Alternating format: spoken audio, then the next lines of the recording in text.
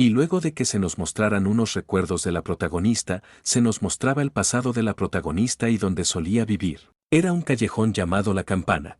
Pero entonces, la madre de la protagonista, estirando su mano para limpiarle las lágrimas y postrada en una cama, le comentaba a la protagonista que pronto su padre vendría a buscarla, diciéndole que le había mentido, y también pidiéndole disculpas, recalcándole que tenía hermanos que ella aún no conocía, y que eso le podría parecer extraño, pero le aseguraba que estaría mucho mejor, más tranquila y feliz, más de lo que estaba hasta el momento, preguntándole a la protagonista si todavía recordaba qué pasaría si daba todo de ella. Y la protagonista le decía que sí, y que si daba todo de ella, su sinceridad sería reconocida. Pero entonces, la madre de la protagonista le daba un beso en su frente, pidiéndole que por favor fuera feliz en el sitio en el que estaría.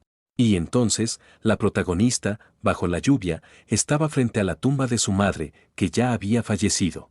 Pero entonces, en ese momento, una voz le preguntaba a la protagonista si su nombre era Olivia, diciéndole que había recibido su carta y que había venido a buscarla. Y la protagonista se decía que el sitio del que su madre le había hablado era increíblemente grandioso y hermoso. Pero en ese momento, la protagonista volteaba a ver hacia atrás.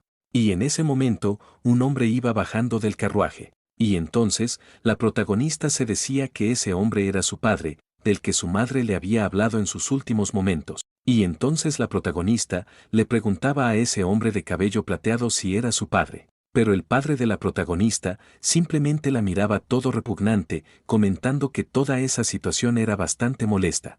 Diciéndose la protagonista que su padre no le dio la bienvenida en lo absoluto. Y ya al entrar a la mansión, la protagonista se quedaba mirando hacia arriba, ya que en ese momento estaba una mujer quien le estaba dando la bienvenida a su padre, y también era su esposa. Pero entonces, el padre de la protagonista le decía a su esposa que él le había comentado que nunca enviarían a su preciosa hija Isabel al Palacio Imperial, recalcándole que necesitaban a alguien para enviar al Palacio Imperial en vez de su hija. Pero su esposa al escuchar eso, simplemente no le contesta y se daba la media vuelta y se retiraba.